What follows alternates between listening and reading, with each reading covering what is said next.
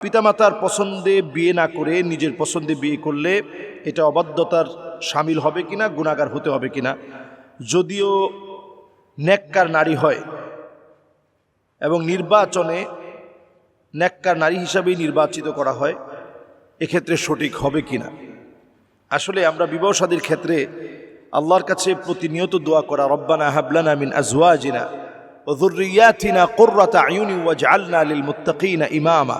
প্রতিনিয়ত এই দোয়াটা বেশি বেশি করা আল্লাহর কাছে, যে আল্লাহ আপনি আমার স্ত্রীকে নেককার বানান, আমার পরিবারকে দিনদার নেককার বানানোর জন্য আমার স্ত্রীকে নেককার বানান। এই দোয়া প্রতিনিয়ত আল্লাহর কাছে করা। এরপরে যে বিষয়টা অত্যন্ত গুরুত্বের সাথে দেখা, সেটি হচ্ছে আমার আপনার স্ত্রী আমরা নিজেরা পছন্দ না করি, নিজেরা পছন্দ করে নিতে হবে পিতামাতাকে কষ্ট দিয়ে, বিষয়টা এমন না। আবার আপনি যখন বালেগ হবেন অবশ্যই তো আপনি আপনার স্ত্রীকে পছন্দ করেই তো বিয়ে করবেন। বালেগার কাছ থেকে পরামর্শ নিয়েই বিবাহ শাদী দেওয়া।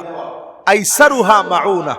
আমাদের গার্জিয়ানরা অনেক সময় একটা ভুল করে, সে ভুলটা হচ্ছে এই, গার্জিয়ানরা অনেক সময় সন্তানকে না জিজ্ঞাসা করেই, তার মতামতের কোনো মূল্যায়ন না করেই বিবাহ শাদীকে চাপিয়ে দেওয়া হয়। বিবাহ শাদী আসলে চাপায় দেওয়ার কোনো বিষয় না। বিবাহ শাদী এটা অত্যন্ত গুরুত্বপূর্ণ। নবী সাল্লাল্লাহু আলাইহি সাল্লামের এত দামি সুন্নত এটি, এই জায়গায় যদি কেউ ফিট হয় আল্লাহ তাআলা জীবনের বড় বরকত আল্লাহ তাআলা আপনাকে দিলেন। হাদিসের মধ্যে আসছে নবী করিম সাল্লাল্লাহু আলাইহি ওয়াসাল্লাম ইরশাদ করেছেন, সাআদাতুদ দুনিয়া আরবাআ। দুনিয়া চার জিনিসের নাম, যে চারটা জিনিস আপনি দুনিয়ার জীবনে পেলে সব পেলেন।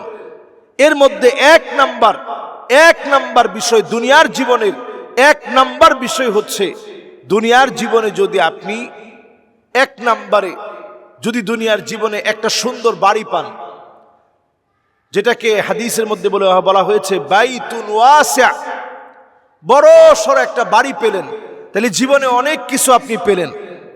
দুই নাম্বারে যদি আপনি মারকাবুল হানি, সুন্দর বাড়ির পরে একটা গাড়ি আল্লাহ তাআলা দিল, যানবাহন আল্লাহ তাআলা দান করলো, দুনিয়ার জীবনে অনেক বড় কিছু আপনি পেলেন। তিন নাম্বারে যদি আপনি দুনিয়ার জীবনে আপনি যদি ইমরাআতুন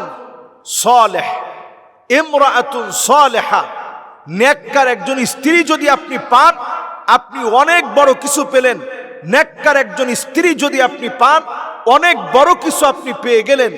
এরপরে চতুর্থ নাম্বারে আপনার প্রতিবেশী যদি নেককার দিনদার হয়, অনেক বড় কিছু আপনি পেলেন। এই চারটা বিষয় যে লোকটা পেল, পুরো দুনিয়া সেই লোকটা পেয়ে গেল। সুবহানাল্লাহ বিহামদি। দুনিয়ার জীবনে এই চারটা বিষয় পেলেন মানে গোটা দুনিয়া আপনি পেলেন। সাআদাতুদ দুনিয়া, দুনিয়ার পুরো সফলতা পেলেন। এখন দুনিয়ার ভিতরে আপনি সব পেলেন, স্ত্রী নেককার না, আপনি দুনিয়াতে কিছুই পান নাই। আপনি দুনিয়ার জীবনে সব পেলেন, আপনার প্রতিবেশী ভালো না, আপনি ভালো থাকতে পারবেন না, আপনি বিভিন্নভাবে ক্ষতির মধ্যে পড়বেন, আপনার ক্ষতি করবে, নানাভাবে আপনার ক্ষতি সাধন করবে, নানাভাবে আপনার ভিতরে, আপনার বাহিরে, আপনার পিছনে, সব জায়গায় আপনার পিছনে লেগে থাকবে। এই জন্য নবী আলাইহিস সালাতু ওয়াস সালাম আমাদেরকে সতর্ক করছেন যে প্রতিবেশীটাও তোমার নেককার হওয়া। এই জন্য যে প্রশ্ন করেছেন, নিজের স্ত্রী যদি নেককার না হয় আপনি জীবনে কিছুই পান নাই। একটি হাদিস আমি সবাইকে স্মরণে রাখতে বলবো, যারা গার্জিয়ান তারা তো স্মরণে রাখবেনই। সন্তান যারা বিবাহের বয়স পার করছে, নবী আলাইহিস সালাতু ওয়াস সালাম বলছেন, আইয়ুমা ইমরাআতিন নাকাহাত নাফসাহা বিগাইরি ইযনি ওয়ালিহা ফানিকাহুহা বাতিলুন ওয়া বাতিলুন ওয়া বাতিল। কেউ যদি নিজের গার্জিয়ানের কথা বাদ দিয়ে যদি বিবাহ শাদী করে, এই বিবাহটা বাতিল বাতিল বাতিল। তিনবার নবীজি বললেন। এই বাতিল বলার অর্থ কি? বাতিল বলার অর্থ হচ্ছে ওই বিবাহটা বরকতপূর্ণ না, ওই বিবাহটা বরকত শূন্য, ওই বিবাহটা বরকত শূন্য।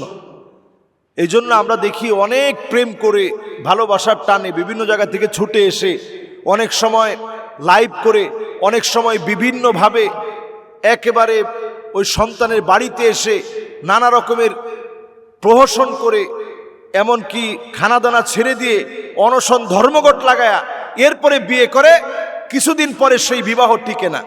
এর কারণ কি? এর কারণ হচ্ছে নবী আলাইহিস সালাতু ওয়াস সালামের হাদিস, ওই বিবাহ বরকতপূর্ণ হতে পারে না যেই বিবাহের ভিতরে গার্জিয়ানের কোনো অনুমতি থাকে না। এজন্য গার্জিয়ানের অনুমতি নিয়ে বিয়ে করতে হবে। যদি গার্জিয়ানের অনুমতি না থাকে ওই বিবাহ বরকত শূন্য হয়ে যায়। যদি এরকম কোনো বিয়ে হয়েই যায়, পিতামাতার কাছে গিয়ে অবশ্যই ক্ষমা চেয়ে নিতে হবে, মাফ চেয়ে নিতে হবে। আল্লাহ তাআলা বোঝার তৌফিক দান করুক।